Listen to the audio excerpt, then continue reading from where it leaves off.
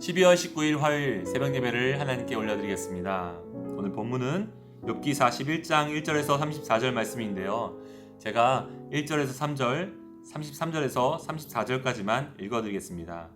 네가 낚시로 리오야단을 끌어낼 수 있겠느냐? 노끈으로 그 혀를 맬 수 있겠느냐? 너는 밧줄로 그 코를 꿰 수 있겠느냐? 갈고리로 그 아가미를 꿰 수 있겠느냐?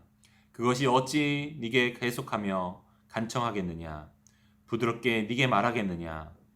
세상에는 그것과 비할 것이 없으니 그것은 두려움이 없는 것으로 지음받았구나. 그것은 모든 높은 자를 내려다보며 모든 교만한 자들에게 군림하는 왕이니라. 욥기를 이렇게 많이 설교할 기회가 인생에서 처음이었던 것 같습니다. 욥기는 개인적으로 전체적인 내용을 빠르게 훑어보면서 그 중심되는 내용을 전하는 것이 가장 좋다고 생각합니다. 그런데 한 주 한 주 나눠보면서 그 안에 깊이 있는 부분도 살펴볼 수 있어서 이 시간들이 참 감사했습니다. 이제 욥기가 끝나가고 있는데요. 내일이면 욥기를 모두 살펴보게 됩니다. 성도님들 수고 많으셨습니다. 많은 분들이 욥기가 길어지면서 힘든 내용을 계속 접하니까 힘드셨다고 하는 분도 있었고, 어떤 분들은 도리어 계속되는 삶의 어려움들을 말씀 안에서 공감하면서 걸어올 수 있었다고도 말씀하셨습니다. 욥기가 끝나가면서 그분들의 어려움들도 좀 끝나가면 좋겠다라는 그런 바람도 드네요. 하나님이 우리에게 욥기로 말씀을 건네오신 이유가 저는 분명히 있다라고 생각합니다. 내일은 다른 분이 설교를 하시므로 저는 오늘 나눈 내용을 통해서 욥기의 중요한 한 주제를 정리해 보려고 합니다. 그것은 고난을 마주할 때 우리가 하나님을 재판하는 자리에 서려고 한다는 점입니다. 여러분, 우리가 하나님을 심판할 권리가 있나요? 이것은 오늘 본문이 말하고 있는 핵심 주제예요. 흥미로운 주제죠? 이것을 좀 나눠보기 원합니다. C.S. 루이스는 고대인들은 피고인이 재판장에 가듯이 하나님께 나아갔는데 현대인의 경우엔 그 역할이 바뀌었다라고 말합니다. 인간이 재판장이 되고 하나님은 피고석에 앉아서 벌을 기다리는 것 같은 인상을 받는다는 거죠. 우리가 세상이 부조리하고 부당한 점이 있다고 느낄 때 우리는 하나님을 피고석에 앉혀놓고 질문을 합니다. 이것이 옳은가요? 왜 그렇게 하셨습니까? 취조를 하는 거죠. 우리가 납득이 되기를 바라는 것 같습니다. 우리는 하나님 위에서 하나님을 내려다보면서 내가 납득할 수 없는 이유라고 한다면 마음껏 그분께 분노하겠다고 으름장을 놓죠. 루이스의 말을 들어보죠. 인간은 꽤 관대한 재판관이라서 하나님 쪽에서 전쟁과 빈곤과 질병을 허용하시는데 대한 합리적인 변호를 내놓으신다면 이를 경청할 준비가 되어 있다. 재판 결과 하나님이 무죄가 될 수도 있다. 그러나 중요한 것은 인간이 판사석에 앉아 있고 하나님이 피고석에 있다라는 사실이다. 오늘 하나님은 욥에게 나타나셔서 말씀하십니다. 1절, 네가 낚시로 리오야단을 끌어낼 수 있겠느냐? 노끈으로 그 혀를 맬 수 있겠느냐? 너는 밧줄로 그 코를 꿰 수 있겠느냐? 갈고리로 그 아가미를 꿰 수 있겠느냐? 그것이 어찌 너에게 계속하여 간청하겠느냐? 부드럽게 너에게 말하겠느냐? 여러분, 우리는 리오야단에 대해서 잘 모릅니다. 이것이 어떤 동물인지도 알 수가 없죠. 신화 속 상상의 동물인지 고대에는 실존했었는지 지금은 사라졌는지 알 길이 없습니다. 다만 하나님이 이를 분명히 언급하셨고 욥이 알아들었다는 겁니다. 욥의 시대에서 이 이름은 분명히 알려져 있었습니다. 그리고 리오야단은 결코 인간이 길들일 수 없는 초자연적인 짐승인 것은 분명합니다. 우리는 리오야단을 길들일 수 없습니다. 자연세계만 봐도 수많은 리오야단이 존재하죠. 우리는 갑작스럽게 기온이 급격하게 변하는 것을 통제하지 못합니다. 지진을 막을 수 없고 눈이 얼마나 올지 비의 양을 조절할 수도 없습니다. 현대 과학이 아무리 발달해도 우리는 여전히 우리 신체 안에 있는 질병도 제대로 해결하지 못하고 있습니다.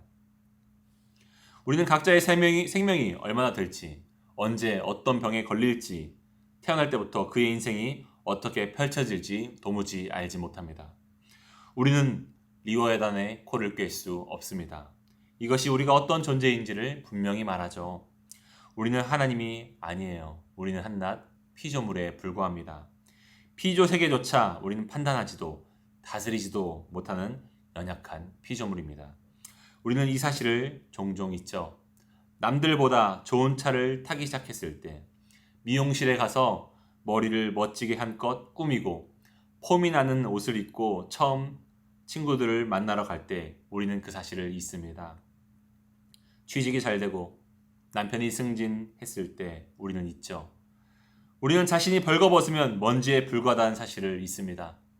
그래서 우리는 하나님을 피고석에 앉혀놓고 우리가 이해가 안 된다면 그분을 정죄할 자격이 있다라고 착각합니다. 우리는 리오야단의 코를 꿰 수 없습니다. 그런데도 우리는 리오야단보다 크신 하나님을 재판하려고 하죠. 어쩌면 이 얘기가 여러분들께 다소 불편하게 들으실 수 있다는 점을 알고 있습니다. 그런데 실제로 우리는 하나님을 그렇게 대하지 않습니까?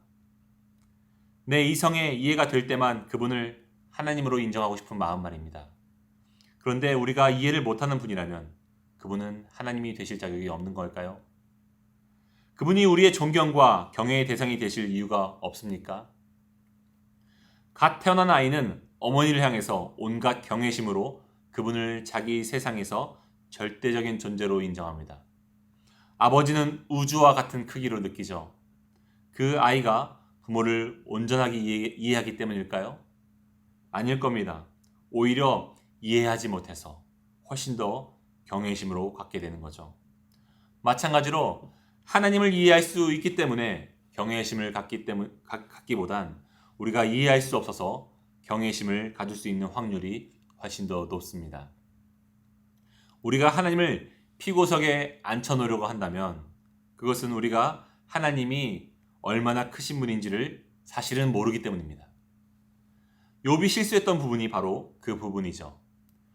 욥은 순종적이었고 하나님을 잘 섬긴 사람으로 평가되었었지만 그조차도 자기 평소의 행동에 속아서 하나님을 내가 잘 알고 섬기는 사람이라고 생각해왔습니다. 그런데 그는 사실 하나님을 잘 몰랐습니다. 그러니까 내 마음대로 인생이 풀릴 때는 하나님을 높이기를 좋아했지만 내가 원하지 않는 삶으로 멀어져 갈 때 하나님을 재판하기 시작했죠. 우리 중 많은 분들도 지금 신앙생활 하는데 어려움이 없다고 한다면 그것은 하나님을 경외하는 마음이 커서라기보다는 삶이 요즘 내게 크게 부당함을 느끼지 않게 하기 때문일 것입니다. 그러나 작은 어려움들을 만나기 시작하면 다시 우리의 평소 생각이 무엇인지가 드러나죠. 우리는 하나님을 피고석에 앉힙니다. 리오야단의 코를 꿰 수도 없는데 말입니다. 창세기 3장은 타락의 본질이 우리가 하나님을 재판하는 자리에 앉은 것에 있다고 말합니다. 뱀은 여자에게 이렇게 유혹했죠. 너희가 그 선악과를 먹는 날에는 너희 눈이 밝아져 하나님과 같이 되어서 선악을 알 줄 하나님이 아심이랴. 여기서 선악을 안다는 것은 선악을 결정한다라는 의미입니다. 무엇이 선한지, 무엇이 악한지, 무엇이 옳은지, 무엇이 그릇되었는지를 결정하는 자리에 앉는다는 거예요. 사실 선악과를 먹지 말라, 먹으면 정령 죽으리라는 하나님의 명령을 어길 때부터 하와는 그 명령이 선한지 악한지를 스스로 결정했습니다. 하나님이 기준이 돼서 그분을 진리의 기준으로 따르던 인생에서 내 판단을 더 신뢰하겠다. 하나님조차 평가의 대상이 될 수 있다고 생각한 것이 타락의 본질입니다. 이것을 다른 말로 우리가 하나님의 자리에 앉았다는 소리고요. 그런 면에서 누구도 예외 없이 타락의 증거가 마음속에 있다는 것을 여러분들도 잘 아실 겁니다. 우리가 그렇잖아요. 하나님의 말씀을 읽을 때 이것은 고리타분한 이야기야. 이것은 과거에만 적용되는 거고 오늘날은 그렇지 않아. 오늘 시대가 어떤데 우리는 그렇게 취사선택해서 말씀을 판단하잖아요. 벌써 우리는 재판석에 앉아서 하나님을 평가하고 있는 겁니다. 여러분, 우리가 항상 재판의 주체인 것 같습니다. 늘 욥과 새 친구들을 본 것처럼요. 그것이 우리 안에 있는 모습 그대로를 보여주고 있죠. 저는 설교나 상담을 하면서 이따금씩 제가 하나님을 세일즈하고 있는 것 같다는 느낌을 받을 때가 있습니다. 그것은 상대가 팔짱을 끼고 웬만하면 내가 물건을 안 사겠다라고 하는 마음으로 있을 때 그런 생각이 들어요. 그런데 이런 질문을 스스로 던져보셨으면 좋겠습니다. 나는 내 삶에 수많은 리오 야단의 코를 꿰 수 있는가? 나는 정말로 하나님을 재판할 자격이 있는가? 출애굽기 16장, 17장을 보면요. 이스라엘 백성들은 애굽에서 탈출된 구원을 경험했음에도 불구하고 하나님을 피고석에 앉혀놓습니다. 왜 밥을 안 주냐고, 왜 마실 물을 안 주냐고. 하나님은 만나와 메추라기를 공급해 주시고 그리고 반석에서 물이 샘솟게 하셨죠. 그럼에도 이스라엘은 거듭 하나님을 재판석에 앉히죠.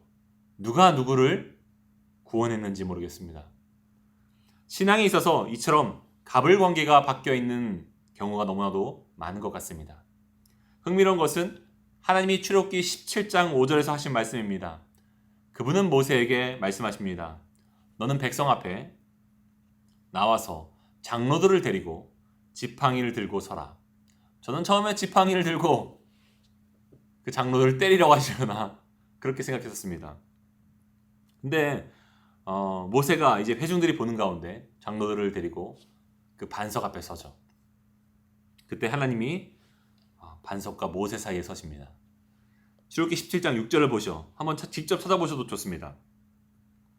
내가 호렙산에 있는 그 반석 위 거기서 너의 앞에 서리니 너는 그 반석을 치라. 그것에서 물이 나오리니 백성이 마시리라.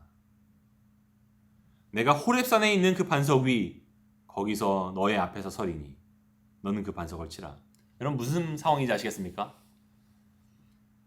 하나님이 영이셔서 모세와 이스라엘 백성들의 눈에 보이지 않으십니다. 그런데 하나님 말씀하신 거예요. 모세야 반석 앞에 서라. 그리고 나는 너와 그 반석 사이에 서겠다.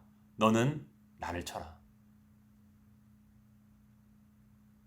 그분을 재판하는 죄를 범한 우리, 하나님을 재판했던 죄를 범한 우리의 그 범죄함을 해결하기 위해서 그분이 스스로 피고석에 서신 겁니다.